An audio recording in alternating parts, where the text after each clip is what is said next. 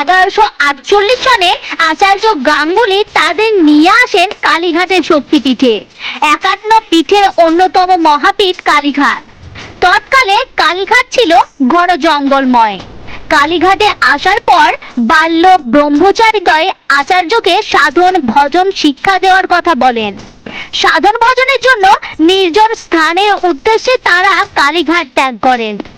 নির্জন স্থানে এসে শিষ্যদ্বয় কঠোর সংযম পালন করেন এবং দীর্ঘ 30 থেকে 40 বছর নক্তব্রত মানে দিনে অনাহারি থেকে রাত্রে আহার ধারণ করেন। এরপর একান্তরা ব্রত মানে একদিন উপবাসের পরদিন আহার, ত্রিরাত্রি, পঞ্চহ, নবরাত্রি ব্রত পালন করেন।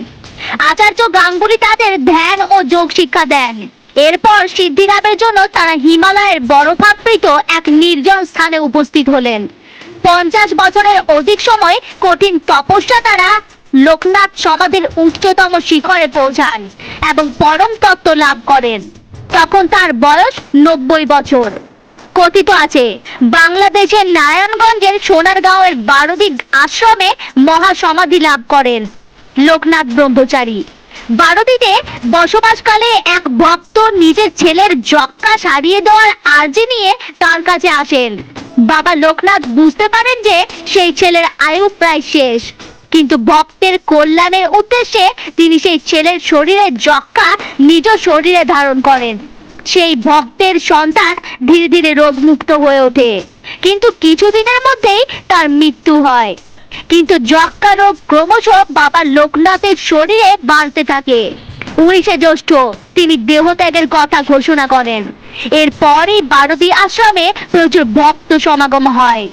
19শে জ্যৈষ্ঠ দুপুর 11:45 মহাসমাধিতে মগ্নস্থ হন লোকনাথ ব্রহ্মচারী। এ সময় তার বয়স হয়েছিল 107 বৎসর। বাবা লোকনাথকে শিব লোকনাথও বলা হয়। নিজের উপদেশের মাধ্যমে বহু যুগ ধরে জগৎ সংসারকে সমৃদ্ধ করেছেন বাবা লোকনাথ। আজও তার সেই বাণী সমান প্রাসঙ্গিক। লোকনাথ বাবার তিরোধান দিবসে তার কিছু উপদেশ তুলে ধরলাম।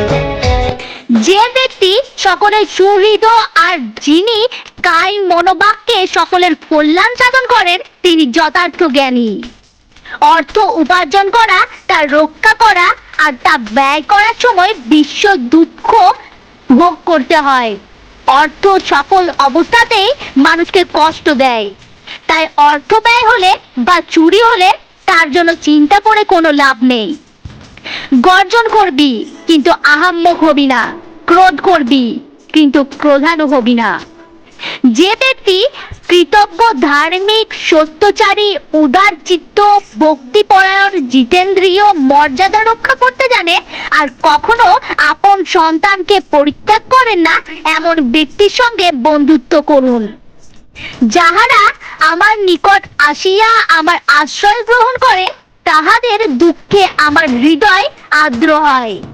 এই আর্দ্রতাই আমার দয়া, ইহাই আমার শক্তি, যা তাদের উপর প্রসারিত হয় এবং তাদের দুঃখ দূর হয়।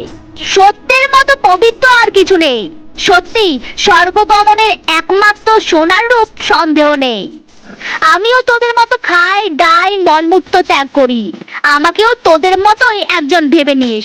আমাকে তোরা শরীর ভেবে ভেবেই সব মাটি করলি, আর আমি যে কে তা আর কাকে বোঝাবো। সবাই তো ছোট ছোট চাওয়া নিয়ে ভুলে রয়েছে, জানলো না প্রকৃত আমি কে।